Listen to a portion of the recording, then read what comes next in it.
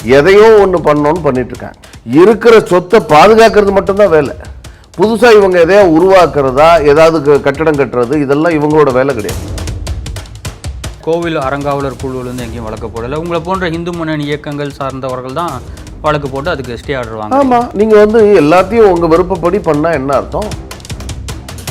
கோவிலை வச்சு பயனடைகிறதுக்காக இந்த கட்சி ஆளுங்கட்சியை சார்ந்தவர்கள் இதை தொடர்ந்து இது மாதிரி பயன்படுத்திட்டு இருக்காங்க. நீங்க கோவில்ல இன்னைக்கு வேற நீங்க எந்த துறையில இருந்தாலும் கணக்கு காமிக்கும். கோவில்ல கணக்கு எழுதவே தேவையில்லை. கோவில் இடத்துல அரசாங்கத்தின் மூலமா கட்டினா அதுக்கும் அது முடியாது. ஏன் அரசாங்கத்துக்கு புறம்போக்கு இடம் இருக்குங்க. வாடகைகள்லாம் வந்தா கோவிலுக்கு தான் நல்லா. எதுல கல்லூரியில என்ன வாடகை வரப்போகுது? இடத்துக்கான வாடகை நாங்க கொடுத்துறோம் அறநிலைத்துறைக்கு. நீங்க அறநிலைத்துறை யார் வாங்குறது? நீங்க சென்னையில வடபழனியில முருகன் கோயிலுக்கு சொந்தமான இடத்துல ஒரு மகளிர் விடுதி, தங்கும் மகளிர் விடுதி கட்டியிருக்கீங்க. மாசம் 1 லட்சம் ரூபாய் வாடகைன்னு சொல்லி கோவிலுக்கு கொடுக்குறேன்னு சொல்லி ஏதாவது கொடுத்துருக்கீங்களா? கோவில் சொந்த கொடுத்தவன் அதுக்காக கொடுத்தான், கோவிலுக்காக கொடுத்தாங்க. திமுக ஆபீஸ் கட்டுறதுக்கு கொடுக்கல, அறிவாலயம் கட்டுறதுக்கு கொடுக்கல, கலைஞர் ஆலயம் கட்டுறதுக்கு கொடுக்கல. இந்து முன்னணி இந்துக்களுக்கான குரலை பாருங்க. நான் இந்து முன்னணி இந்துக்களுக்கான பேசுறேன். நீங்க அனைத்துக்குமான முதல்வர் தானே. நீங்க அனைத்து சாதியினரும் முதல்வராகலாம், அனைத்து குடும்பத்தினரும் முதல்வராகலாம். ஆகையினால எங்க குடும்பத்தை தவிர்த்து மற்ற குடும்பத்திலிருந்து முதல்வராக்குகிறோம் அப்படின்னு அறிவிங்க. துணை முதல்வரை ஏன் இவரை அறிவிக்கிறீங்க? வேற யாராவது அறிவிக்க வேண்டியது தானே. மக்கள் முடிவெடுக்கக்கூடிய யார்? மக்கள் முடிவெடுக்க. துணை முதல்வரை யார் அறிவிச்சு? நீதிமன்றமே பாரபட்சம். நீதிமன்றம் பாரபட்சம் பார்க்கறது. நீதிமன்றத்து மேல நம்பிக்கை இல்லாம போகுதுங்க. ஸ்லீப்பர் செல்ஸ் நாட்டில் பல பேர் நிறைய இடத்துல இருக்காங்க. ஒருவேளை ராகுல் Gandhi one of the sleeper செல்ஸா கூட இருக்கலாம், நமக்கு தெரியாது. அது ஏன்னா அதனால ஷாகித் அஃப்ரிடி பாராட்டுகிறாருன்னு சொன்னா அதுக்கு காரணம் இப்படி கூட இருக்கும்.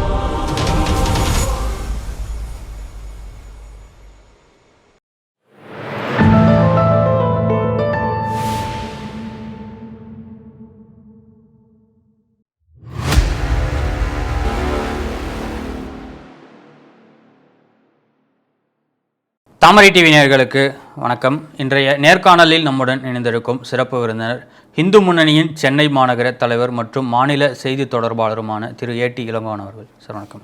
வணக்கம். தமிழக அரசாங்கம் அனைத்து கோவில்களில் வரக்கூடிய நிதிகளில் திருமண மண்டபம் கட்டலாம் அப்படின்னு சொல்லிட்டு ஒரு அரசாணை பிறப்பிச்சிருந்தாங்க. இந்த அரசாணை எதிர்த்து உச்சநீதிமன்றத்தில் தொடுத்த வழக்கில் அந்த அரசாணைக்கு தடை விதிச்சிருக்காங்க.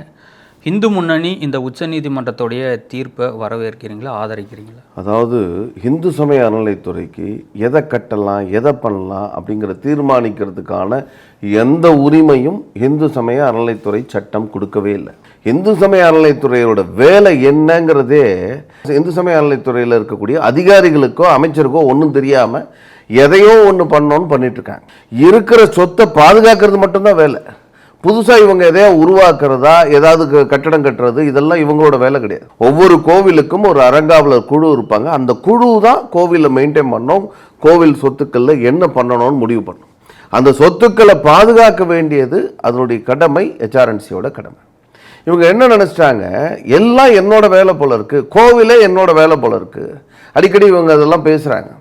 பாருங்க, அன்னைக்கு மன்னர்கள் கட்டிய கோயில், மன்னர்கள் இல்லாத மன்னர்கள் தான் நிர்வாகம் பண்ணியிருந்தாங்க. இன்னைக்கு மன்னர்கள் இல்லை, நாங்கள் மக்களாட்சி, நாங்கள் தான் நிர்வாகம் பண்றோம் அப்படின்னு சொல்லி பேசுறாங்க.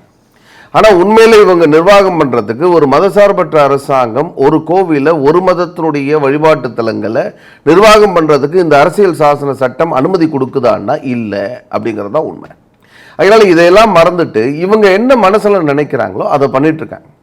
நீதிமன்றங்கள் கட்டினாக்க கோவிலுக்கு தானே வருமானம். அதாங்க, நீதிமன்றம் பல முறை அது யார் சொல்லணும்? நீங்க இப்போ சட்டமன்றத்தில் உட்காந்துட்டோ இல்லை அமைச்சரை உட்காந்துக்கிட்டு முடிவு பண்றதா? அது முடிவு பண்ணக்கூடிய இடத்துல இருக்கவன் அந்த கோவிலுடைய அறங்காவலர் குழு, அந்த குழு தான் முடிவு பண்ணும். அந்த குழுலையும் அவங்களா முடிவு பண்ண முடியாது, மக்கள்கிட்ட கருத்து கேட்கும். ஏன்னா இது பொது கோவிலுங்க, பொது சொத்து. நிர்வாகத்தின் கோவில் சொத்துக்களை நிர்வாகம் பண்ணக்கூடிய இடத்துல தான் நீங்க இருக்கீங்களே தவிர நீங்களா முடிவெடுக்கக்கூடிய இடத்துல கிடையாது. ஆனால் வழக்கு போறதெல்லாம் பார்த்தீங்கன்னாக்க கோவில் அறங்காவலர் குழுவிலிருந்து எங்கேயும் வழக்கு போடலை. உங்களை போன்ற இந்து முன்னணி இயக்கங்கள் சார்ந்தவர்கள் தான் வழக்கு போட்டு அதுக்கு ஸ்டே ஆர்டர் வாங்க. ஆமா, நீங்க எல்லாத்தையும் உங்க விருப்பப்படி பண்ணா என்ன அர்த்தம்? கேளுங்க, பக்தர்கள்ட்ட கேளுங்க. பக்தர்கள்லாம் சேர்ந்து ஒரு முடிவு பண்ணட்டும். எந்த விஷயத்தையும் தன்னிச்சையாக நீங்கள் எந்த முடிவையும் எடுக்க முடியாது கோவில் விவகாரத்தில். கோவில் சொத்தை இன்னைக்கு பாருங்க, இந்த அரசாங்கம் வந்ததுல இருந்து பல ஆயிரக்கணக்கான ஏக்கர் நிலங்களை அரசாங்கம் எடுத்திருக்கு. அது மட்டும் இல்லாமல் யார் யாருக்கோ எடுத்து கொடுத்துட்டு இருக்கான். குடிசை மாற்று வாரியத்துக்கு எடுத்திருக்கான். இந்த மாதிரி ஏக்கர் கணக்கில் சைதாப்பேட்டையில், சென்னையில் சைதாப்பேட்டையில் ஏக்கர் கணக்கில் காரணேஸ்வரர் கோயிலுக்கு சொந்தமான சொத்து, இப்படி பல சொத்துக்களை எடுத்து குடிசை மாற்று வாரிய, சத்தம் போடாமல் வெளியே தெரியாமல் அமைதியாக குடிசை மாற்று வாரியத்துக்கு தள்ளி விடுறாங்க. யாரோட சொத்து எப்படி நீங்கள் எடுக்க முடியும்? நீங்கள் அந்த சொத்தை விற்கிறதுக்கோ வாங்கிறதுக்கோ யாருக்கும் உரிமை கிடையாது. அந்த சொத்தை பராமரிக்கிற ஒன்லி கேர்டேக்கர் இவங்க. ஹெச்ஆர்என்சியாக இருக்கலாம், அறங்காவலர் குழுவாக இருக்கலாம், இவங்கெல்லாம் வெறும் ஒன்லி கேர்டேக்கர். அவங்களோட வேலை என்னன்னு சொன்னால் ஒரு மைனர் ப்ராப்பர்ட்டியை மெயின்டைன் பண்ணுறது தான் வேலை. அவங்கெல்லாம் கார்டியன், அந்த சொத்தை பாதுகாக்கிறது மட்டும்தான் அவங்களோட வேலை. அதை விட்டுட்டு இவங்க என்ன நினச்சிட்டாங்க, சொத்து கையில் இருக்கணும்னு சொத்து நம்மளோட சொத்து, நம்மளோட சொந்த சொத்து மாதிரி நினச்சிக்கிட்டு அதை அரசாங்கத்துக்கு எடுக்கிறது எல்லாம். இந்த பாருங்க, பல நீதிமன்றங்கள், உயர்நீதிமன்றம் பல முறை நீதிமன்றத்தில் தீர்ப்பு கொடுத்துருக்கு. பல நீதியரசர்கள் திரும்ப திரும்ப அதை சொல்லியிருக்காங்க. அதே நீதிமன்றங்கள் தான் கல்வி நிலையங்கள்லாம் கட்டலான்ற ஒரு தீர்ப்பையும் கொடுத்தாங்க. அதாவது கல்வி நிலையங்கள் இப்போ இல்லைங்க, கல்வி நிலையங்கள் காலகாலமாக இருக்கு. காலகாலமாக இப்போ மடாதிபதிகளுக்கு கீழே இருக்க, ஆதீனங்களுக்கு கீழே இருக்கக்கூடிய ஆலயங்கள், அவங்களுடைய கட்டுப்பாட்டில் இருக்கக்கூடிய ஆலயங்கள், அதனால ஆதீனங்கள் பல கல்வி நிறுவனங்களை நடத்துகிறாங்க. ஆனால் நீங்கள் என்ன பண்ணுறீங்க, அரசாங்கம் நடத்துகிறேன், அறநிலையத்துறை நடத்துகிறேன் அப்படின்னு சொல்கிறீங்க. அதான் தப்புங்கிறோம். அறநிலையத்துறைக்கு இங்கே வேலை கிடையாது, நீ முடிவு பண்ண முடிய இடத்துல கிடையாதுங்கிறோம் நம்ம. நீங்கள் ஒவ்வொரு தமிழ்நாட்டில் இருக்கக்கூடிய ஒவ்வொரு கோவிலுக்கும் கோவில் சொத்து அப்படியே இருக்குது. கோவிலுடைய உண்டியல் பணத்தை எடுத்து வச்சுருந்தாங்க இவ்வளோ நாள். இப்போ இந்த 4.5 ஆண்டுகளில், 4.25 ஆண்டு முடிய போகுது. இந்த 4.5 ஆண்டுகளில் கிட்டத்தட்ட எல்லா கோவிலுமே சொத்தே கிடையாது. அதாவது பணமாக இருந்த டெபாசிட்லாம் காலி பண்ணியாச்சு. ஏதாவது ஒரு காரணத்தை சொல்லி இருக்கிற பணத்தை எல்லாம் காலி பண்ணிட்டாங்க. அதை கட்டுறேன், இதை கட்டுறேன்னு எல்லாத்தையும் யாருக்கு கான்ட்ராக்டர் கொடுக்குறாங்க, யாருக்கு எவ்வளோ கமிஷன் போகுது, எல்லாம் எப்படி நீங்கள் பொதுப்பணித்துறையில் அந்த வேலை இருக்குது, இந்த வேலை கான்ட்ராக்டர்கிட்ட கமிஷன் வாங்குறாங்களோ அதே மாதிரி கோவிலில் கட்டுமான பணிகளையும் கமிஷன் நடக்குது. பல கோடி காணாமல் போகுது. பல கோடி யாருக்கு, அதுக்கு அமைச்சராக இருக்கலாம், அங்கே இருக்கக்கூடிய துறையை சார்ந்தவர்களுக்கு பணம் போகுது அப்படின்னு பல பேர் பேசுகிறாங்க. இன்னைக்கு காலையில் ஒருத்தர் பேசுகிறாருங்க, ஒரு கோவிலில், தமிழ்நாட்டில் முக்கியமான திருக்கோவில், அந்த கோவில் ஊர்லேருந்து பேசுகிறார். ஐயா, எங்கள் ஊர் கோவிலில் ராஜகோபுரம் கட்டுற 15 வருஷத்துக்கு முன்னாடி வேலையை ஆரம்பித்தாங்க. அந்த வேலையை முடிக்கவே இல்லை. இன்னும் 10 வருஷம் அதிமுக ஆட்சி போச்சு. அதுக்கு பிறகு இவங்க 4.5 வருஷம் ஆச்சு. ஆனால் நாங்கள் என்ன டிசைனில் இதை ஆரம்பித்தாங்களோ அதையும் மாற்றுறாங்க. அது மட்டும் இல்லாமல் அதை கட்டுறேன், இதை கட்டுறேன்னு எக்கச்சக்கமாக இருந்த 200-300 கோடி ரூபாய், 250 கோடி ரூபாய் கோவிலில் பணமாக இருந்துச்சு, டெபாசிட்டாக இருந்துச்சு. அந்த பணத்தையெல்லாம் எடுத்து காலி பண்ணிட்டாங்க. கொடுத்தது அதுக்கு நீங்கள் இன்னும் கேட்டால் அந்த கோவிலில் தினசரி அன்னதானம் போடுறாங்க. அந்த அன்னதானத்துக்கு இலை கான்ட்ராக்ட் கொடுக்குறாங்க. அது யாருக்கு? எல்லாம் திமுக காரங்க. இவங்க எல்லாம் யார் இதில் பயனடையணும், கோவிலை வச்சு பயனடைகிறதுக்காக இந்த கட்சி, ஆளுங்கட்சியை சார்ந்தவர்கள் இதை தொடர்ந்து இது மாதிரி பயன்படுத்திட்டு இருக்காங்க. நீங்கள் கோவிலில் இன்னைக்கு வேற நீங்கள் எந்த துறையில் இருந்தாலும் கணக்கு காமிக்கணும். கோவிலில் கணக்கு எழுதவே தேவையில்லை. கணக்கை காமிக்கணும்னே அவசியம் கிடையாது. யார் கேட்க போகிறாங்க? யாராவது அங்கே ஏதாவது அரசாங்கத்துடைய துறை வந்து கணக்கு கேட்க போதா? இந்த சிஏஜின்னு சொல்லக்கூடிய ஆடிட்டர் எல்லா துறையும், எல்லா டிபார்ட்மெண்ட்டையும் கணக்கு காமிக்கிறாங்க, கணக்கு கேட்குறாங்க. ஹெச்ஆர்என்சி கண்ட்ரோலில் இருக்கக்கூடிய கோவில்கள், அதில் நிர்வாகம் பண்ணக்கூடிய வருமானம், அதில் எவ்வளோ செலவு பண்ணியிருக்கோம், இதுக்கெல்லாம் ஏதாவது கணக்கு இருக்கா? எந்த கணக்கும் கிடையாது. கணக்கை காமிக்கணும்னு அவசியமும் கிடையாது. இந்த கணக்கு இன்டர்னல் ஆடிட். இந்த இன்டர்னல் ஆடிட்டு கூட வருமானத்தில் 4% அந்த ஆடிட்டுக்கு பணத்தை கொடுக்கணும். என்னெல்லாம் பேரில் பணத்தை கோவில்லேருந்து பக்தர்கள் காணிக்கையை செலுத்துகிறாங்களோ அதெல்லாம் பிடுங்கணும். ஒரு பக்கம் இந்த மாதிரி, இன்னொரு பக்கம் கோவிலில் சொத்தே இருக்கக்கூடாது, நிதியே இருக்கக்கூடாது, எல்லாத்தையும் காலி பண்ணணும். நீங்கள் பாருங்கள், இன்னொரு 6 மாதத்துக்குள்ளே இந்த ஆட்சி போகிறதுக்குள்ளே தமிழ்நாட்டினுடைய எந்த கோவிலுமே, இன்னைக்கு நான் காலையில் அந்த பெரியவர் பேசினாருன்னு சொன்னால, அந்த கோவிலில் அடுத்த மாதம் பணியாளர்களுக்கு சம்பளம் கொடுக்கறது கூட உண்டியல் பணத்தை நம்பி தான் இருக்க முடியும். அந்த மாதிரி 200 கோடி ரூபாய் நிதி ஃபிக்ஸட் டெபாசிட்டில் இருந்த பணமெல்லாம் காலி பண்ணியாச்சு. இந்த மாதிரி தான் தமிழ்நாட்டில் இருக்கக்கூடிய பல கோவில்களுடைய நிதி காணாமல் போயிருக்கு. இப்போ நிதியெல்லாம் காலி பண்ணிட்டாங்க. அதுக்கு முன்னாடி இருந்த அரசாங்கம் இது ஐயோ கோவிலில் பணம் கையை வைக்கக்கூடாதுன்னு இருந்தான். இவங்க இதை பத்தி கவலையே கிடையாது. இந்த அமைச்சகம் இந்த அமைச்சர் வந்த பிறகு தமிழ்நாட்டில் நான் இதை பண்றேன் அதை பண்றேன்னு சொல்லி உண்மையிலே பக்தர்களுக்கு எல்லா வசதியும் பண்ணி கொடுத்தியானா அதுவும் கிடையாது. எதையுமே பண்ணாம ஆனா பணம் வந்து காலியா போயிருக்கு. நான் அந்த நிகழ்ச்சி நடத்துறேன், இந்த மாநாடு நடத்துறேன், ஆன்மீக மாநாடு நடத்துறேன், இதெல்லாம் சொல்லி சொல்லி கோவில் நிதியை காலி பண்ணிட்டாங்க.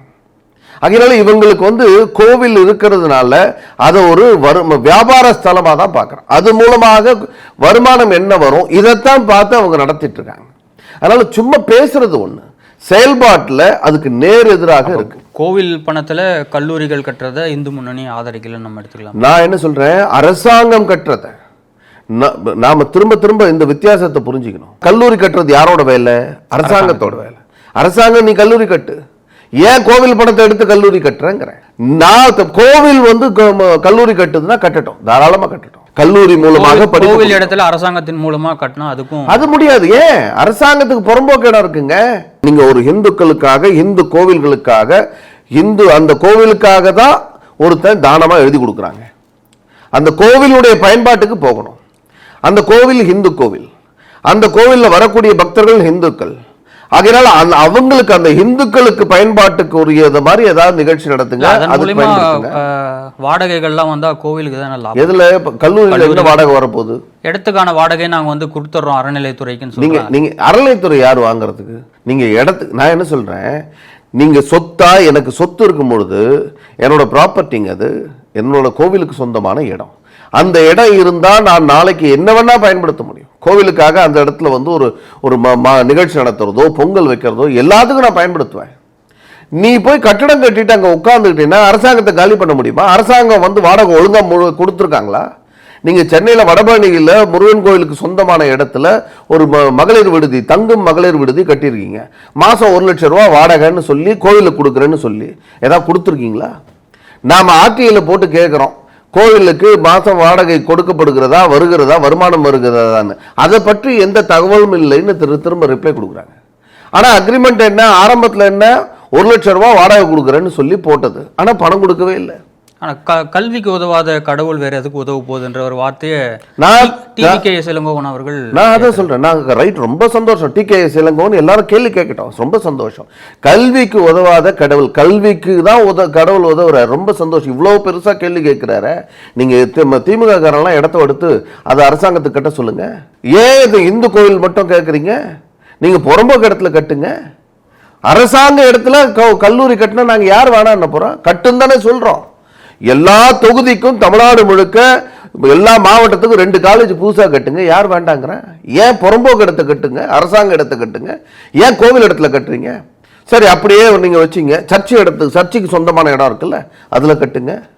மசூதிக்கு சொந்தமான இடம் இருக்குல்ல, வக்போர்டு இடம், அதுல கட்டுங்க. அதெல்லாம் நாங்கள் அதெல்லாம் கை வைக்க மாட்டோம், அந்த பக்கமே போக மாட்டோம். ஹிந்து கோவிலுக்கு சொந்தமான இடத்த மட்டுமே எடுத்துப்போம். அதில் பஸ் ஸ்டாண்டு கட்டுவோம், அதில் கலெக்டர் ஆஃபீஸ் கட்டுவோம், அது போலீஸ் ஸ்டேஷன் கட்டுவோம், அதில் கல்லூரி கட்டுவோம், அதில் திமுக ஆஃபீஸ் கட்டுவோம், எல்லாத்தையும் அதிலே கட்டுவோம்னா என்ன அர்த்தம்? கோவில் சொந்த கொடுத்தவன் அதுக்காக கொடுத்தான், கோவிலுக்காக கொடுத்தாங்க. திமுக ஆஃபீஸ் கட்டுறதுக்கு கொடுக்கல, அறிவாலயம் கட்டுறதுக்கு கொடுக்கல, கலைஞர் ஆலயம் கட்டுறதுக்கு கொடுக்கல. கோவிலுக்காக, கோவில் பயன்பாட்டுக்கு, பக்தர்களுக்காக கொடுக்கப்பட்ட இடம்.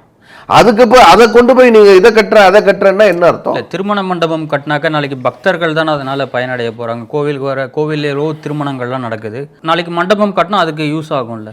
மண்டபம், நான் என்ன சொல்றேன், மண்டபம் கட்டினா பயன்படும். மண்டபம் எந்த இடத்துல பயன்படும்? நீ உதாரணமா ஆனைமலையில் இருக்கக்கூடிய கோவில்ல அதுல இருக்கக்கூடிய பணத்தை எடுத்துட்டு போய் நான் ஊட்டியில தங்கும் விடுதி கட்டுறேன்னு சொல்றேன். அதுலயும் பணம் வரப்போகுது இல்லை, அப்படி அதே நீங்கள் சொல்கிறான்னு சொல்லுவீங்க. பணம் வரப்போகுது, அந்த பணத்தை எடுத்து நான் கோவிலுக்கு வச்சுப்பேன் அப்படின்னு சொல்லி. தங்கும் விடுதி எந்த இடத்துல பக்தர்களுக்கு தேவையான விஷயத்த பண்ணுறதுக்காக. ஆனைமலையில் நீங்கள் தங்கும் விடுதி கட்டுங்க, ஆனைமலையில் வரக்கூடிய பக்தர்களுக்கு தேவையான வசதி பண்ணி கொடுங்க, யாரும் கேள்வி கேட்க போகிறதில்ல, சந்தோஷமாக பண்ணுங்கன்னு தான் சொல்ல போகிறேன். ஆனால் நீ என்ன பண்ணுறீங்க, ஏதோ ஒரு இடத்துல, இப்போ உதாரணமாக மதுரை மீனாட்சி அம்மன் கோவிலுக்கு சொந்தமான இடம் சென்னையில் விருகம்பாக்கத்தில் இருக்கு. இந்த இடத்துல நான் எதுவும் கட்டி முடிக்கிறேன், என்னத்தை கட்டுறீங்க, நான் ஒரு கல்யாண மண்டபத்தை கட்டுறேன்னா தேவையில்லைங்கிறோம். மதுரை மீனாட்சி அம்மன் கோவிலுக்கு வரக்கூடிய பக்தர்களுக்கு இங்க கட்டக்கூடிய கல்யாண மண்டபம் எந்த வகையிலையும் பயன்படாது. தேவையானா எப்படி நம்ம வந்து திருப்பதி தேவஸ்தானம் முடிவு பண்ணி இன்னைக்கு எல்லா இடங்கள்லயும் கோவில் கட்டுறேன்னு சொல்றாங்களோ, இந்த இடத்துல கோவில் கட்டுங்க, மீனாட்சி அம்மன் கோவில். எப்படி நம்ம திருப்பதியில் தேவஸ்தானத்தில் இருக்க மாதிரி, பெருமாள் கோவில் இருக்கிற மாதிரி, கீழே தாயார் கோவில் இருக்க மாதிரி ஸ்ரீநகரில் கோவில் கட்டியிருக்காங்கல்ல, அந்த மாதிரி கோவில் கட்டுங்க. அந்த கோவிலுடைய நிதியிலேருந்து எடுத்து கட்டுங்க. இந்த மாதிரி கொண்டு போங்க சார். நீங்கள் அதை விட்டுட்டு இதெல்லாம் எடுத்து நான் இதை கட்ட போகிறேன் அதை கட்ட போகிறேன்னா என்ன அர்த்தம்? தமிழ்நாட்டில் புதுசாக எத்தனை கோவில்கள் வந்திருக்கு, ஆனால் எத்தனை சர்ச்சு வந்திருக்கு, எத்தனை மசூதி வந்திருக்கு. இருக்கிற கோவில் எல்லாம் எண்ணிக்கை குறைஞ்சிட்டே இருக்கு. ஒரு பக்கம் பழமையான கோவில்கள்லாம் சிதிலம் அடைஞ்சு நாசமாகி இடிஞ்சு போயிரு கிடக்குது. இருக்கிற கோவில்லாம் இல்லாமல் போயிட்டு இருக்கு. அதனால எங்க இந்து மதத்தை வளர்க்கறதுக்காக, இந்து மதம் பரப்புறதுக்காக, இந்து மதத்துடைய பெருமைகளை சொல்லிக் கொடுப்பதற்கான இடங்களை ஏற்படுத்துங்கன்னு சொல்றோம். நீங்க எடுத்துட்டு போயிட்டு இதுல எல்லாம் நாளைக்கு என்ன பண்ணுவீங்க? இது அரசாங்கத்தினுடைய கோவில், அறநிலைத்துறையினுடைய கோவில், இதுல எல்லாரும் படிக்கலாம், எல்லா ஆசிரியர், எல்லா மதத்தை சார்ந்தவர்களும் ஆசிரியராக வரலாம் எல்லாம் சொல்லுவீங்க. சரி, இந்து மதத்தினுடைய கோவில் இடத்தை எடுத்து நீங்க கட்டடம் கட்டி அதை கல்லூரி ஆக்கிட்டீங்க. அந்த இந்து மதத்தினுடைய பெருமைகளை சொல்லி தருவீங்களா? திருவாசகம்லாம் சொல்லி கொடுத்துட்டு தானே இருக்காங்க. எங்க சொல்லி கொடுக்குறீங்க? எல்லாருக்கும் சொல்லி கொடுக்கப்படுகிறதா? திருவாசகமும் தேவாரமும் திருவாசகமும் எல்லாம் சொல்லி கொடுக்குறீங்களா? காலையில் பிரேயரில் இந்த மாதிரி நேரங்களில் ஆன்மீக வகுப்புகள் சொல்லித்தரப்படுகிறதா? இதெல்லாம் சொல்லித்தரணும். நீங்கள் இதெல்லாம் இல்லாமல் அப்படியானா அறநிலைத்துறையினுடைய கட்டுப்பாட்டில் இருக்கக்கூடிய ஒரு கல்லூரி, அதில் நீங்கள் தேவாரம் திருவாசகம் சொல்லித்தந்தா அது சட்டவிரோதமாக ஆகுது. கரெக்டாக இல்லையா? நீங்கள் அரசாங்கம் நடத்தக்கூடிய ஒரு கல்லூரியில் நீங்கள் எப்படிங்க தேவாரம் திருவாசகம் ஒரு மதத்தினுடைய விஷயத்தை சொல்லி கொடுக்குறீங்க? அதை நாளைக்கு பேசுவீங்க. நாளைக்கு இதே TKS இளங்கோவன் கேள்வி கேட்பாரு. அதனால தான் சொல்றோம், நாம நீங்க அது தனி, இது தனி. அரசாங்கம் என்பது தனி, மதம் என்பது தனி, மதத்தினுடைய வழிபாட்டு முறை என்பது தனி, மதத்தினுடைய ஆலயங்களுடைய கோவில் நிலங்கள் இதெல்லாம் தனி. நீ அதையும் போட்டு கம்பேரே பண்ண ஒன்னா சேர்த்துட்டே இருக்காது, மிங்களே பண்ணாத. இது தனி, அது தனி. இந்த மாதிரி விஷயத்துக்கு தான் நம்ம தொடர்ந்து மதசார்பற்ற அரசாங்கம் ஒரு மதத்தினுடைய கோவில்களை நிர்வாகம் பண்றதுக்கு நம்ம அரசியல் சாசன சட்டம் அனுமதிக்கல. கோவிலை விட்டு வெளியே போங்கிறோம். சுதேசி ஒரு சுதந்திரமான ஒரு வாரியம் அமைக்கணும், அந்த வாரியத்துக்கு கீழே கோவில் அமைக்கணும். இதைத்தான் நம்ம தொடர்ந்து வலியுறுத்துறோம். இவங்க தமிழ்நாட்டில் இருக்கக்கூடிய அரசியல் கட்சிகள், குறிப்பாக இந்த திராவிட கட்சிகள், அதுவும் திமுக, இந்த கோவில் மூலமாக எவ்வளவு வருமானத்தை சம்பாதிக்க முடியும் அப்படின்னு சம்பாதிச்சுட்டு இருக்காங்க. பல கோடி ரூபாய் கடந்த 4.5 ஆண்டுகள்ல கணக்கெழுதி திருடப்பட்டிருக்கு அப்படின்லாம் இப்போ வருது. கோவில்ல இந்த செலவு அந்த செலவுன்னு கணக்கெழுதி திருடி இருக்காங்க. நீதிமன்றத்தில் சென்னையில் கோமலேஸ்வரம்பேட்டை கோவிலுக்கு சொந்தமான, கோமலேஸ்வரர் கோவிலுக்கு சொந்தமான இடத்தை ஆக்கிரமிப்பு செய்திருக்காங்கன்னு சொல்லி நீதிமன்றத்தில் போய் நீதிமன்றத்தில் வழக்கு போட்டு ஜெயிச்ச பிறகு யார் ஆக்கிரமிப்பு செஞ்சானோ இது முஸ்லீம்கள் அந்த பகுதியினுடைய இந்து மதத்தினுடைய கோவில் நிலத்தை சொந்தமாக அவன் வாடகைக்கு வச்சிருக்கான், அவன் காலி பண்ணல. நீதிமன்றத்துக்கு போறாங்க, காலி பண்ண சொல்றாங்க, நேராக காலி பண்ணிட்டு திரும்ப அவனுக்கே கொடுக்குறாங்க. பாருங்க எந்த அளவுக்கு கோவில் நிலங்களை இவங்க இவங்களுடைய ஓட்டு வங்கிக்காக பயன்படுத்திட்டு இருக்காங்க. கருவுற்ற பெண்களும் கோவில் கருவறைக்கு வரை செல்லலாம் அப்படின்றதையும் முதலமைச்சர் ஸ்டாலின் பேசியிருக்காரு. ஏதாவது கருவுற்ற பெண்கள் கருவறைக்கு போகக்கூடாதுன்னு ஏதாவது இருக்கான்னு? எத்தனை ஊர்ல போயிட்டு இருக்காங்க. பெண்கள் கோயிலுக்கு போயிடுறாங்க, பூஜை பண்றாங்க. சரி, பெண்கள் கருவுற்ற பெண்கள் கருவுறாத பெண்கள் இருக்கட்டும், பெண்கள் மசூதிக்குள்ள போலாமா? அதுக்கு என்னைக்கு குரல் கொடுக்க போறாரு ஸ்டாலின் ஐயா அவர்கள்? பெண்கள் முத்தவல்லியா ஆக முடியுமா? அது என்னைக்கு குரல் கொடுப்பாரு? ஆயர் ஆக முடியுமா? பிஷப் ஆக முடியுமா? ஃபாதர் ஆக முடியுமா? இல்ல மதராக ஆக முடியுமா? அதெல்லாம் எப்ப குரல் கொடுக்க போறாரு? அதுக்கெல்லாம் அவர்கள்லாம் பெண்கள் இல்லையா? சார், நீங்க இந்து முன்னணி இந்துக்களுக்கான குரலை பாருங்க. நீங்க நான் இந்து முன்னணி இந்துக்களுக்கான பேசுறேன். நீங்க அனைத்துக்குமான முதல்வர் தானே நீங்க. அப்ப எல்லாருக்கும் பெண்கள்னா பெண் உரிமை பத்தி பேசுனா எல்லாருக்குமான உரிமையா தானே பேசணும். ஏன் இந்து பெண்களுக்கு மட்டும் பேசுறீங்க? அப்ப மதவாதி இல்லை நீங்க. நான் மதவாதினா நீங்க மதவாதி தானே. மதசார்பற்ற அரசினுடைய முதல்வராக இருக்கக்கூடியவர் இந்து மதத்தினுடைய பெண்களை பத்தி பேசுறீங்கன்னு சொன்னா நீங்களும் மதவாதி, நானும் மதவாதி. ஒத்துக்கலாமா? ஒத்துப்பாரு அவர் முதல்வர்? இல்லை நீங்க ஒத்துக்கிறீங்களா? ஸ்டாலின் அவர்கள் மதவாதி அப்படின்னு சொல்லுங்க, விட்டு போயிடுவோம். பேரே மதசார்பற்ற கூட்டணின்னு தானே வச்சிருக்காங்க. அவங்க பேர் என்ன வேணா வச்சுக்கலாங்க. மதசார்பற்ற கூட்டணின்னு முஸ்லீம் லீக் வச்சுப்பாங்க, எல்லாத்தையும் கூட சேர்த்துப்பாங்க. முஸ்லீம் லீக் பேர்லயே மதத்தை வச்சிருக்கவங்க கூட வச்சுப்பீங்க. குண்டு வச்சவனெல்லாம் கூட சேர்த்து மனிதநேய மக்கள் கட்சின்னு கூட வச்சுப்பீங்க. எல்லாரையும் கூட வச்சுப்பீங்க. மதத்தின் பெயரால வன்முறையில பயங்கரவாதத்தில் ஈடுபட்டவர்கள், அவர்களுக்கு உதவியவர்கள், அவங்களெல்லாம் கூட வச்சுப்பீங்க. அப்புறம் மதசார்பற்ற கூட்டணின்னு பேசுவீங்க. ஒரு இந்து மதத்தை யாரெல்லாம் தாக்கி பேசுறாங்களோ அவங்கெல்லாம் ஒன்னா சேர்ந்து மதசார்பற்ற கூட்டணின்னு பேசுவீங்க. அதனால நீங்க முதல்வர் பேசும் பொழுது நாங்க பாருங்க, தமிழ்நாட்டில் அனைத்து பெண்களுக்கும் அவரவர்களுடைய வழிபாட்டு ஒரு உரிமை பெறுவதற்காக அவங்க மசூதிக்குள்ள போறதுக்கு நாங்க ஏற்பாடு பண்ணோம். சர்ச்சுக்குள்ள அவர்கள் ஆயர்களாக மாறுவதற்கு, அவர்களுக்கு பிஷப்பா மாறதுக்கு நாங்க ஏற்பாடு பண்ணோம். வழிபாட்டுக்குள்ள இங்க பெண்களுக்காக இந்து கோவில்கள்ல அவர்களும் பூஜாரிகளாக மாறுவதற்கு ஏற்பாடு பண்ணோம். அப்படி சொன்னா நீங்க அனைத்துக்குமான முதல்வர். இந்து மதத்தில் ஏற்கனவே இருக்குங்க, பெண்கள் பல கோவில்கள்ல பெண்கள் மட்டும்தான் பூஜாரி, ஆண்கள் போகவே முடியாது. அப்படி பல கோவில் இருக்கு. ஆண்கள் மட்டுமே போகக்கூடிய பல கோவில் இருக்கு, பெண்கள் மட்டுமே போகக்கூடிய பல கோவில் இருக்கு, பெண்கள் மட்டும்தான் பூஜை பண்ணக்கூடிய பல கோவில் இருக்கு. சென்னையிலே பக்கத்திலே இருக்கு, மேல்மருவத்தூர் கோயிலுக்குள்ள போங்க, யார் போக முடியாங்க? எல்லாரும் போகலாம். பெண்கள்லாம் நேராக போய் பூஜை பண்ண முடியும், பெண்கள் தான் பூசாரி. அதனால நீங்க ஏதோ புதுசா இவங்க வந்த பிறகுதான் இல்லை, அப்படி இல்லை.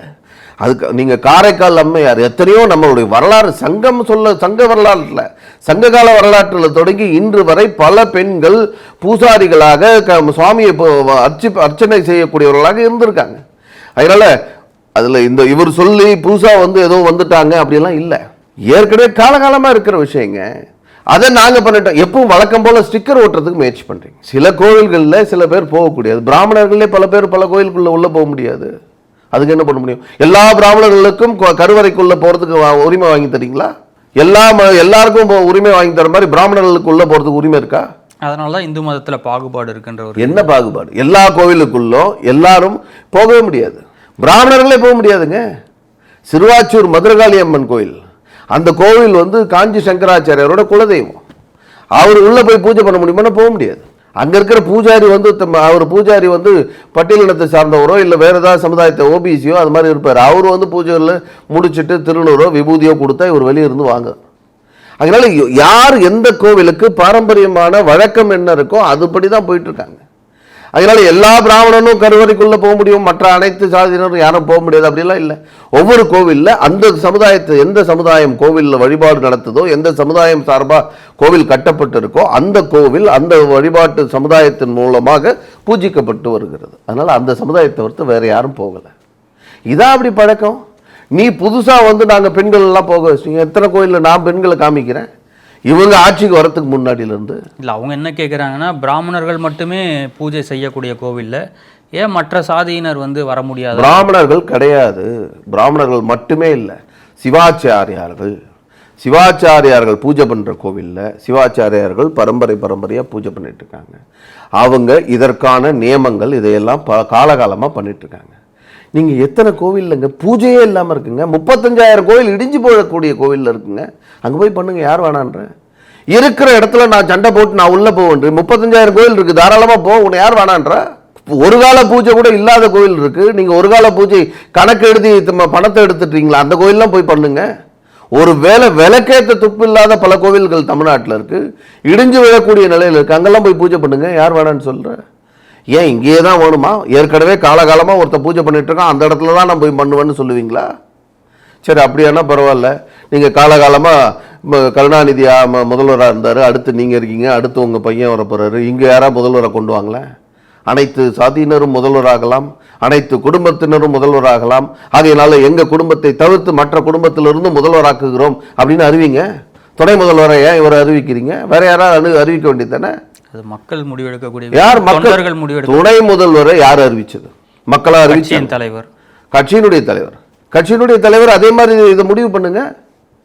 எங்க கட்சியில் எத்தனையோ காலகாலமாக உழைச்சவன்லாம் அன்னைக்கு மொழிப்போரில் போராடி உயிர் விட்டவன், அவனுடைய வாரிசுகள், அவங்களையெல்லாம் நான் கூப்பிட்டு முதல்வர் ஆக்குறேன்னு சொல்லு. துணை முதல்வராக அறிவி. நீ முதல்வராக கூட ஆக்க வேண்டாம், துணை முதல்வராக அறிவி, அமைச்சராக்கு.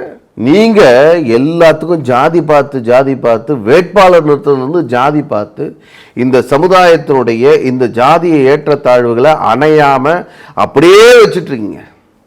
நீங்க ஒரு கோவிலுக்குள்ள பிரச்சனைன்னு வச்சுங்களேன், உடனே என்ன பண்றாங்க, கோவிலை இழுத்து போட்டிடுறாங்க. நீங்க இதே ஒரு சர்ச்சுக்குள்ள நிர்வாகத்துல பிரச்சனைன்னு சொன்னா எந்த நடவடிக்கையும் எடுக்கிறது இல்லை, வேடிக்கை பார்த்துட்டு. நீங்க உதாரணமா அந்த திருநெல்வேலியில் அந்த ஞான திரவியம் பாதிரியார் ஓட அடிச்சாங்க. நீதிமன்றம் கேட்குது, ஏன் இன்னும் அவன் மேலே சம்மன் கொடுக்கல, ஏன் வழக்கு பதிவு அப்படியே வச்சுருக்கீங்க, சம்மன் கூட கொடுத்து விசாரிக்கவே இல்லைன்னு. இல்லைங்க, அவர் திமுக காரங்க அப்படின்னு சொல்லாமல் வேடிக்கை பார்க்குறீங்க, அதனால நடவடிக்கை எடுக்கல. நீங்கள் சர்ச்சுக்குள்ள பிரச்சனைன்னா எப்படி இங்கே ஒரு அளவுகோல் வைக்கிறீங்களோ அதே மாதிரி அளவுகோல் அங்கேயே வைக்கல? ஏன் உடனே இழுத்து போட்டல? இங்கே மட்டும் கோவிலை இழுத்து போட்டுறீங்கல்ல. விழுப்புரத்தில் கோவிலை இழுத்து பூட்டினீங்க, திரௌபதி அம்மன் கோவிலை. அதே மாதிரி இன்னைக்கு கோயம்புத்தூரில் ஒரு 7 வருஷம் கோவிலை இழுத்து மூடி வச்சிருக்கீங்க.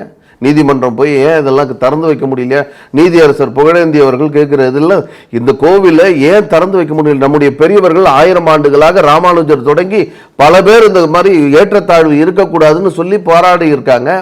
அவங்க அதை 1939 நம்முடைய சட்டமே ஏற்று இருக்கோம், அனைத்து சாதியினரும் கோவிலுக்குள்ள போகலான்னு. அப்பெல்லாம் இல்லாத விஷயம் 2025 வரைக்கும் ஏன் இது இருக்கு?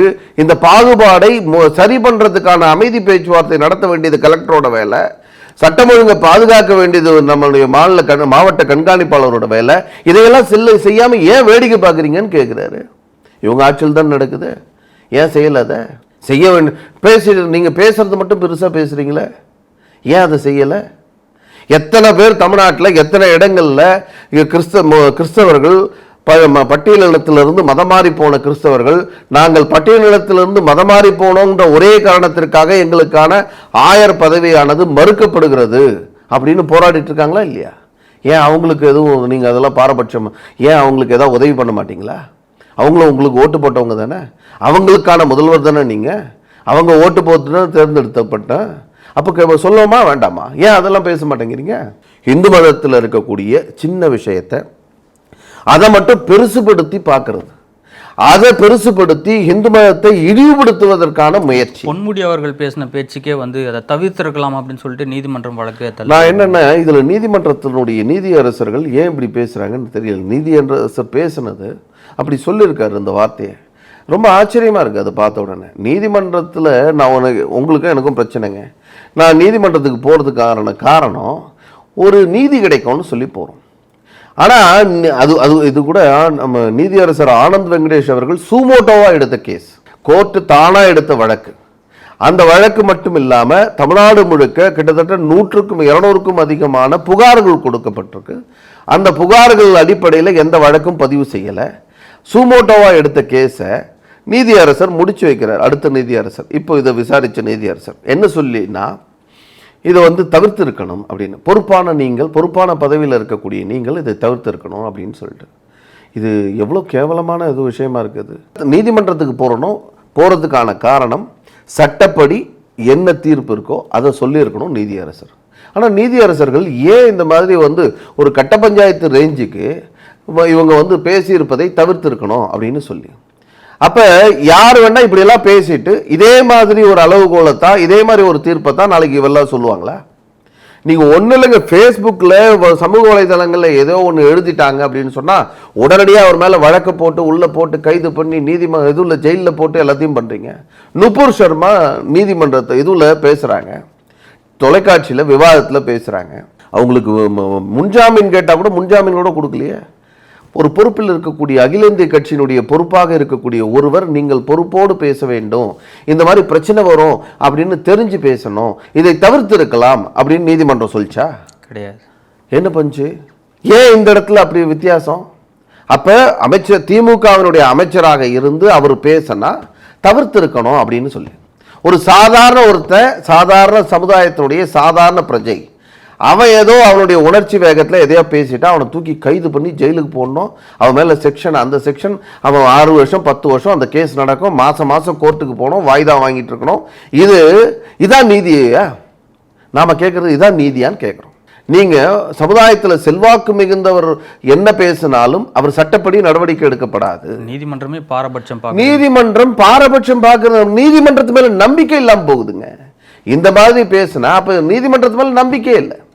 நீங்கள் 1972 வழக்கு பிரச்சனை இந்த பொது இடத்துல வச்சு நம்முடைய சுவாமிகளை எல்லாம் செருப்பால் அடித்து செருப்பு மாலை போட்டு தீக்காக்காரன் ஊர்வலமாக கொண்டு வரான் நீதிமன்றத்துக்கு. அப்போ சேலம் ராமசாமி ஐயா போகிறாரு. போகும்போது கடைசியில் எல்லாத்தையும் விசாரிச்சுட்டு நீதிமன்றம் சொல்கிறது, அவர்களை செருப்பால் அடித்து உங்கள் சாமியை ஊர்வலமாக கொண்டு வந்திருந்தாங்கன்னு சொன்னால் உங்களில் யாருக்காவது கோபம் வந்திருக்கும், மனசு வருத்தப்பட்டிருக்கும், அதனால் ஏதாவது கேள்வி கேட்டிருப்பாங்க, கலவரம் நடந்திருக்கும். அப்படியெல்லாம் எந்த கலவரமும் நடக்கலை. ஆகையினால அவங்க பண்ணதை பற்றி யாருக்கும் மனசு வருத்தப்படலை. ஆகையினால அந்த வழக்கை தள்ளுபடி பண்ணுறேன்னு நீதியரசர் சொல்கிறார். அன்னையிலிருந்து இன்றை வரை நீதியரசர்கள் நீதிமன்றங்கள் இந்து மத உணர்வுகளை புண்படுத்துறதே வேலையாக இருக்கு.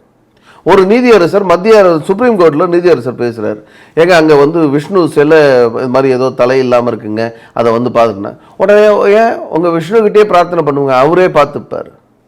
என்ன நக்கலான பேச்சு ஒவ்வொரு நீதியரசர்கள். இதுவாக நீதியரசர்கள்ட்ட எதிர்பார்க்குற விஷயம் அது. இத்தனைக்கும் நீதியரசர் உச்சநீதிமன்றத்தினுடைய தலைமை நீதிபதி இந்த வார்த்தையை பேசுகிறார். இதெல்லாம் மிகப்பெரிய வருத்தத்துக்குரிய விஷயம்.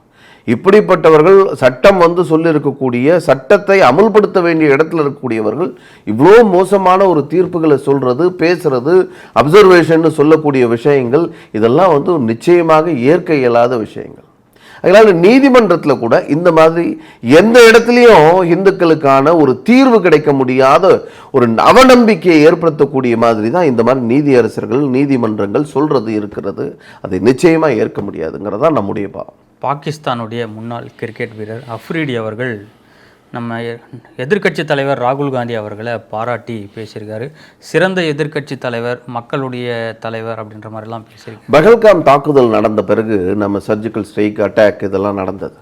இந்த அட்டாக்லாம் நடந்த பிறகு தொடர்ந்து அந்த அட்டாக்கு பிறகு, அட்டாக் நடக்கிற சமயத்துலேயும் சரி, அட்டாக் பிறகும் சரி, நம்முடைய இராணுவம் வந்து அந்த இடத்துல வந்து விமானங்கள் சுட்டு வீழ்த்திட்டாங்க. அதே மாதிரி இந்த மாதிரி நம்மளுடைய இராணுவம் நம்முடைய நாட்டுக்கு எதிராகவே தொடர்ந்து ராகுல் பேசிட்டே இருந்தார். ராகுல் மட்டுமில்லை, காங்கிரஸ் மட்டுமில்லை, பல இயக்கங்கள் தொடர்ந்து பேசிட்டே இருந்தாங்க. நாம் போய் அப்படி ஒன்றும் நடத்தவே இல்லை, இங்கே அடிக்கவே இல்லை, இங்கே குண்டு போடவே இல்லை, இப்படியெல்லாம் இதுக்கு என்ன ஆதாரம், ஆதாரத்தை கொடுங்க. ஆதாரத்தை கேட்க வேண்டியது பாதிக்கப்பட்டவன் கூட, பாகிஸ்தான்காரர் கூட அமைதியாக அடி வாங்கிட்டு வாய மூடிட்டு இருந்தான். ஆனால் இந்த இடத்துல நம்ம ஊரில் உட்காந்துக்கிட்டு, நம்ம நாட்டினுடைய எதிர்க்கட்சி தலைவராக உட்காந்துக்கிட்டு நம்ம இராணுவத்தினுடைய மன வலிமையை, இராணுவத்தினுடைய செயலை இழிவுபடுத்துகிற மாதிரி, தொடர்ந்து கிண்டல் பண்ணுற மாதிரி, கேள்வி வைக்கிற மாதிரி தொடர்ந்து இதெல்லாம் நடக்கவே இல்லைன்னு பேசினார். பாகிஸ்தானில் இருக்கக்கூடிய ஒவ்வொரு குடிமகனுக்கும் சந்தோஷம். இந்தியாவுக்குள்ளே உட்கார்ந்துக்கிட்டு நம்முடைய குரலாக ஒலிக்கக்கூடிய ராகுல் அவர்கள் மேலே எப்பவும் அவங்களுக்கு ஒரு சாஃப்ட் கார்னர் இருக்குது. இன்றைக்கி மட்டும் இல்லை, தொடர்ந்து சாஃப்ட் கார்னர் இருக்குது. அதனுடைய விளைவு தான் இன்னைக்கு முன்னாள் நம்முடைய கிரிக்கெட் வீரர், பாகிஸ்தானுடைய கிரிக்கெட் வீரர் ஷாகித் அஃப்ரிடி ஓப்பனாகவே பேசியிருக்கின்றார். ராகுல் நல்லவர், வல்லவர், நல்ல வீல் பெண்டெடுப்பவர் அப்படிலாம் சொல்லி. அதனால நான் வேணா இப்படி ஒரு இந்தியாவுடைய எதிர்க்கட்சி தலைவராக இருக்கிறதுக்கு பதில் பாகிஸ்தான் போனால் அவர் பிரதமராகவோ இல்லை ஒரு ஜனாதிபதியாவோ அதிபராகவோ ஆகிறதுக்கான வாய்ப்புகள் 100% புகழ்ந்துட்டாங்க. மோடியை புகழலை அப்படின்ற ஒரு பிரச்சனையா? எப்படி மோடி எப்படிங்க புகழ்வாங்க? நம்மளை பொறுத்த வரைக்கும் எதிர்த்து நாடுங்க, அது எதிரி நாடு. நமக்கு இந்தியாவில் ஒரு அமைதி இருக்கக்கூடாது, தொடர்ந்து எல்லை தாண்டிய பயங்கரவாதத்தை ஊக்குவிக்கிறது, அவங்களுடைய பகுதிகளில் பயங்கரவாதிகளுக்கு முகாம் அமைக்கிறதுக்கான இடம் கொடுக்கிறது, எல்லாத்தையும் கொடுத்து இந்தியாவுக்குள்ள அமைதி வந்துடவே கூடாது. இந்தியாவுடைய கள்ள நோட்டுகளை எல்லாம், நம்முடைய கரன்சி நோட்டை எல்லாம் கள்ள நோட்டை ஆக்கணும், அதை இந்தியாவில் கொண்டு போய் போகணும், பொருளாதாரம் வளர்ந்துடக்கூடாது, அப்படி தொடர்ந்து வேலை செய்யக்கூடிய ஒரு நாடு. பாகிஸ்தானோட தான் ஞாபகம் வருது. நம்ம பூந்தமல்லி என்ஐஏ சிறப்பு நீதிமன்றம் வந்து பாகிஸ்தான் டிப்ளமேட் ஒருத்தருக்கு சம்மன் பண்ணியிருக்காங்க.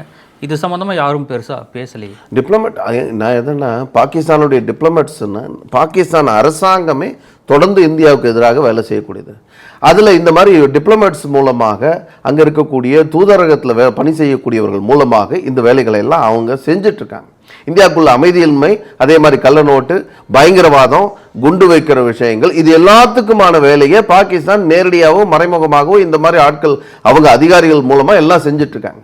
ஆகையினால யாரும் இதெல்லாம் அது நீதிமன்றத்தில் பலமுறை இதெல்லாம் வந்து 2014 முன்னாடி நடந்த சம்பவங்களை இப்போதான் எடுத்து முழுமையாக என்ஐஏ விசாரித்து யார் யாரெல்லாம் இதுக்கு பின்னாடி இருக்கான் அப்படின்னு சொல்லி அந்த ஆளை ஃபைன் பண்ணி இந்த ஆள் தான் அப்படின்னு சொல்லி டார்கெட் பண்ண பிறகு உடனடியாக அவன் அந்த நேரத்தில் நம்ம ஸ்ரீலங்காவில் அங்கே தூதரகத்தில் பணி செஞ்சுட்டு இருக்கான். உடனே அவனை கூட்டிட்டு சொந்த நாட்டுக்கு வான்னு திரும்பி வான்னு கூப்பிட்டு தலைமறைவாக்கிட்டாங்க. தலைமறைவாக்கி நீங்கள் சம்மன் கொடுத்தா உடனடியாக நீங்கள் எந்த நாட்டு தூதராக இருந்தாலும் சரி பரவாயில்லைங்க, என் மேலே தப்பு இல்லைன்னா அனுப்பிச்சி விட்டு போக வேண்டியது தானே, நீதிமன்றத்துக்கு வர வேண்டியது தானே, ஏன் வரல?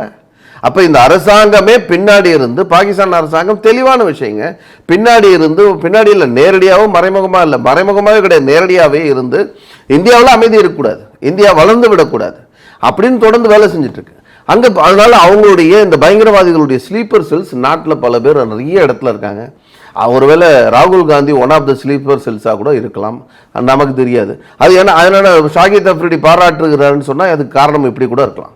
ஏன் மோடியை எதிர்க்கிறாங்க, ஏன் பிஜேபி அரசாங்கத்தை எதிர்க்கிறாங்கன்னா, பிஜேபி இதுவரை இருந்த அரசாங்கங்களில், கடந்த 75 ஆண்டுகளில் இருந்த அரசாங்கங்களில் நேரடியாக தைரியமாக திருப்பி அடிப்போம், எங்களுடைய ஆள் இறந்தா, எங்கள் பகல்காமில் பிரச்சனையாச்சுன்னா, திரும்ப எங்களுடைய ராணுவ வீரர்கள் ஏதாவது ஆச்சுன்னா நாங்கள் சர்ஜிக்கல் ஸ்ட்ரைக் பண்ணுவோம், அட்டாக் பண்ணுவோம்னு தைரியமாக பண்ண விஷயத்தினால, அப்போ தைரியமாக போர் தொடர்ந்து அந்த இடத்துல எங்கெல்லாம் தீவிரவாதிகள் முகாம் இருக்கோ அதையெல்லாம் அழிச்சாங்க. ஆகையினால பயம் வந்துடுச்சு. இன்னொரு பக்கம் நம்ம தண்ணி கொடுக்க மாட்டோம்னு நிறுத்தி வச்சது, இந்த மாதிரி நிறைய காரணங்கள் இருக்கு. ஆகையினால அங்கே இருக்கக்கூடிய மக்கள் பயங்கரவாதத்தை நம்பி, பயங்கரவாதத்தின் அதுதான் மூலதனமா இருக்கு, அதன் மூலமாக அமெரிக்கா பணம் கொடுக்குது, இது மாதிரி பல காரணம் இருக்கு. அதனால அந்த அரசாங்கத்தில் அந்த மக்கள் என்ன நினைக்கிறாங்கன்னா, நாம நல்லா இருக்கணும்னு சொன்னா இந்தியா நல்லா இருக்கக்கூடாது அப்படிங்கிற ஒரு மூளைச்சலவையானது அந்த நாட்டு மக்கள் மத்தியில் பரப்பி இருக்கப்பட்டிருக்கிறது. அதனால தான் அங்க இருக்கக்கூடிய கிரிக்கெட் வீரர் ராகுல் காந்தியை புகழ்கின்றார். நிச்சயமாக தேசபக்தர்களை, இந்திய தேசபக்தர்களை, இந்தியா மேல என்னோட தாய்நாடுன்னு யாரெல்லாம் நினைக்கிறாங்களோ அவங்க யாரையும் புகழ மாட்டாங்க. ராகுல் காந்தியை புகழ்ந்திருக்காங்கன்னு சொன்னா நிச்சயமாக ராகுல் எந்த நாட்டுக்கு ஆதரவாக செயல்படுகிறாருங்கிறத நாம புரிஞ்சுக்க முடியும்.